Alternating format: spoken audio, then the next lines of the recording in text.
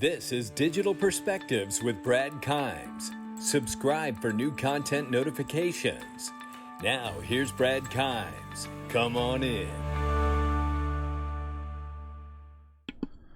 Welcome back to the show, everybody. You can follow me on Twitter at BackupBradleyAbove, and everything that we're talking about here today. Crypto rollout is just getting stronger and harder to deny, and I don't want to deny it. I want to embrace it. And I tell you what, I think the whole world is really starting to embrace it at the level that we need to see it. I'm talking about the OMFIF, I'm talking about the IMF, the BIS, you name it, and a whole bunch of things that rhyme with gymnasium. All right, let's go ahead and get started here. All right, we're going to look at some really great clips today, by the way. So starting right here with Western Union expands real-time payouts. October 26, 2020 expands bank, wallet, and card payout with real-time capabilities, advancing global digital network to meet growing customer demand. I will say I've gone through this article, so I'll save you the trouble. It does not mention ILP. It doesn't mention XRP Ledger. It doesn't mention Ripple. It doesn't mention any of the ODL, anything like that. So, but however, I would say, because we know that MoneyGram is partnered with Ripple and they are a remittance company as well, they have seen huge gains in their business going digital and using ODL. That is obvious. So we will watch this to see if it does reveal that, because they're able to move and expand to real-time payouts and things of that nature. We'll keep an eye on this to see if it does happen to reveal going forward to have some connection potentially with Ripple. We don't know yet. We'll keep an eye on that one. But let's keep this going. Benoit Coyer reveals BIS plan for central bank digital currency trials starting this year, and there's not much left of this year, so that's pretty damn exciting. Bring it on, Benoit. We are very excited to see that. This is the article for it. I'm not going to read it to you again. You're welcome. I did all of that for you. James Rule XRP, U.S. regulators to define cryptocurrency as money, combat terrorism, and financing. This I highlighted, and I want to highlight it again. Oh, that's not all they did. Because the reality is that the Federal Reserve and FinCEN are also submitting within that proposal to include cryptocurrencies, virtual currencies, to be included in the definition of money. Now, I can tell you that the Department of Justice and FinCEN in 2015 already see XRP as money, but I feel like this is a big one, folks. This is a big one to watch out for, because if this gets the definition with rolling in the definition, or the expansion of the definition of money to include virtual currencies, this is something we've really been waiting for a long time, and I think that's where we need to go to see some big things happen for XRP for sure. So let's keep an eye on that as well. IRS is obviously, I wanted to highlight this again, making a little more clarity about if you have money or crypto in a wallet in wallet A and you send it to wallet B, you own both wallets. It's not a tax implication. So very nice of them to take one small step forward here. Where I want to go right now is to the OMFIF. This is a really smart guy who we have covered before. Thomason Mancini Grifford or Griffoli or so, I can't remember his name and I don't want to mess it up. But anyway, how about a really smart man? So let's listen to this 2-minute exchange here about what he says about the different scenarios. And he does discuss remittances being one of those areas with digital currencies and private companies and launching them, these digital currencies potentially with fiat backed, and then they grow to a level of use and strength on their own to where you could take away the fiat back and it still maintain and grow its value. So let's listen to this really quickly, and then we've got a couple other things that are really absolutely wonderful pieces to look at. So let's go. I think it's important to recognize what Undersecretary of the U.S. Treasury said before, and that is that there are reasons why certain currencies are reserve currencies. And those reasons have to do with market depth, market liquidity, credibility of institutions, and the credibility of the rule of law as well. And these are not things that can be reinvented overnight. These are not things that technology can change overnight. And these are structural elements that will continue to matter and that only evolve slowly. Against that backdrop, what we have done at the fund to start thinking about this, and we're only starting, is to posit certain scenarios. So instead of looking in the crystal ball and saying, well, there's a 75% chance that the world would look like this and a 25% chance that it would look like that, we've laid out possible scenarios and thought through the implications of each of these scenarios on the international monetary system and on currency substitution and control of financial conditions internationally. So those scenarios, I think, won't surprise you. They range from the very niche adoption of digital currencies for things like remittances to large-scale adoption in countries with relatively weak currencies, so high inflation, volatile exchange rates, imperfect rule of law, credibility of institutions, so large-scale, quote-unquote, dollarization. The third scenario is one I think that is potentially most concerning, and that is the widespread use of a privately issued digital currency in its own unit of account. So that scenario plays out in the following fashion. That is, a private company introduces a new currency. It's fully backed by an existing fiat currency. Usage increases, rises very, very rapidly. You're hearing that, right? Keep listening. Because of an established global network of users. And at some point, the currency goes fiat. The backing is removed and it's in its own unit of account. It floats. And then you have issues of misaligned incentives where users of that currency would be exposed to, quote unquote, the monetary policy stance of that private company that perhaps doesn't have their best interests in mind. And, I have to say, that's a very valid point because, Ripple currently right now is the steward of the escrow. So in other words, when the escrow is released, even though it's cryptographically auto-locked, they are the people they're the company that receives that $1 billion a month and doles it out however it needs to. And I think they do a fantastic job. But respectfully, it is a company, right? And you could see if there were going to be entities around the world with the level of utility and liquidity to bring to the network, they may have reservations about just a regular blockchain company handling that on that end. So things may have to change. Maybe that has something to do with them potentially moving, even though they have headquarters or offices in the areas that they already say that they're considering moving to. They actually already have offices there. So I find that interesting as well. So let's keep going. But this is really great dialogue from the OMFIF. If you're not sure what that is the Official Monetary and Financial Institution Forum.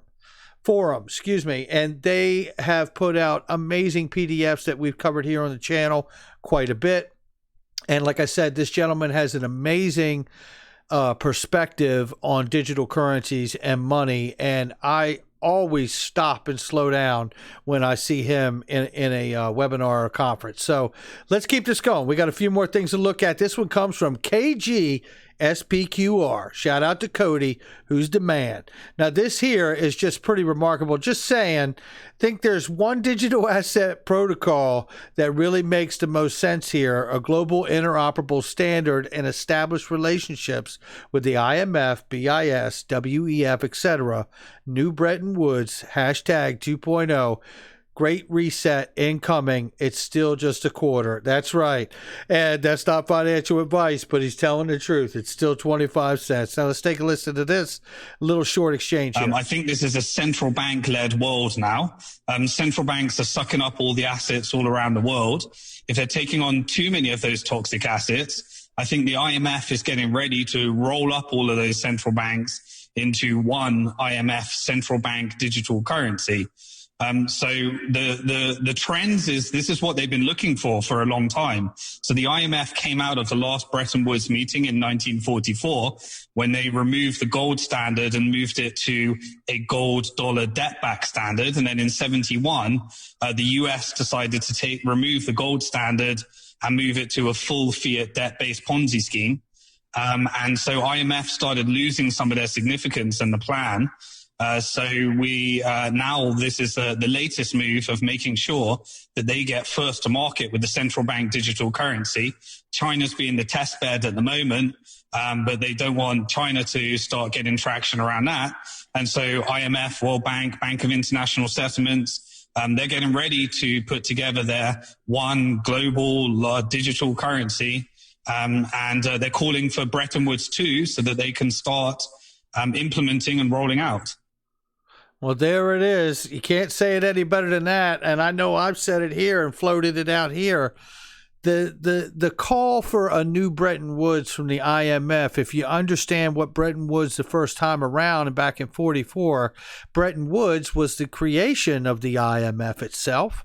And it was also at that particular point back in 44, I believe it was, where they instituted the US dollar as the global reserve currency at that point as well. So those were two big things that came out of the Bretton Woods. So if we're going to have a new Bretton Woods moment, my question is, are we going to see the birth of XRP from this new Bretton Woods moment as a new bridge currency, which would not replace fiat money, but become a neutral jurisdictionless asset to sit between all of the money, including the US dollar where necessary in international settlement? So with that, then you have to say, well, the IMF was created out of that too. So does the IMF get a facelift here, or are we going to see the birth of another new central bank? And would that potentially be something like Ripple, which has now moved from just not only being a blockchain infrastructure company,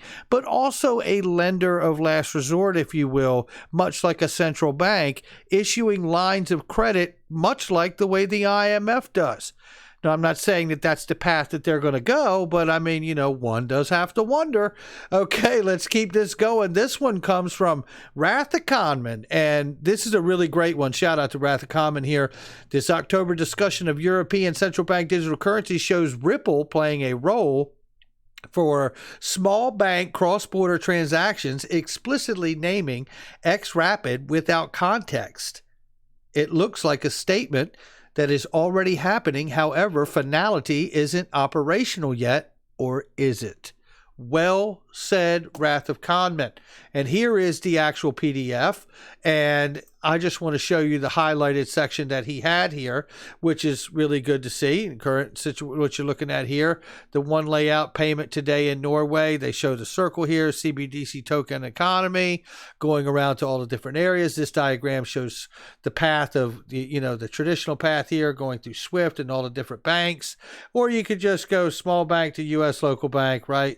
Crypto to U.S. factory from the shop, and there you have it, and or CBDC. These are the conversations that are taking place right now. That's pretty damn exciting. Now, here's something else that is exciting, and I haven't heard from her in a while. Crypto Granny, which is also Susie from Esoteric Trading. She may have changed the name there, but it's still Susie from Esoteric Trading from that I remember. But it's also Crypto Granny now on Twitter. And she's the one that had the valuation of $334.47 for XRP. I think it was a couple years ago. It might have been 2018. But anyway, listen.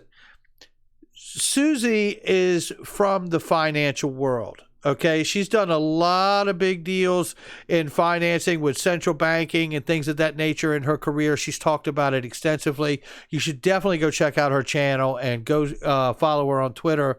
She makes some really great points, and she's putting out another video here.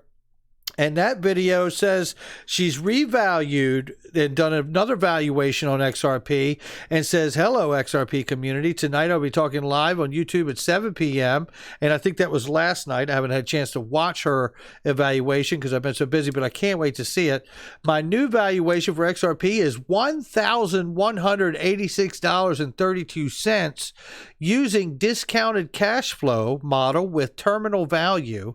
Also, my enterprise valuation model gave me a $1,186 $128.75, which is very consistent too. Again, look, I don't know if she's right. I don't know if she's wrong, but what I can tell you is that she will absolutely put forth some provocative thoughts and some very, very meaningful ideas in front of you to consider when it comes to talking about her idea of valuation and XRP's role in the new financial system. So make sure you check that out. What I can say is looking back at just the stuff that we've looked at in this video right here, it is just remarkable to me that this is the tone, this is the narrative.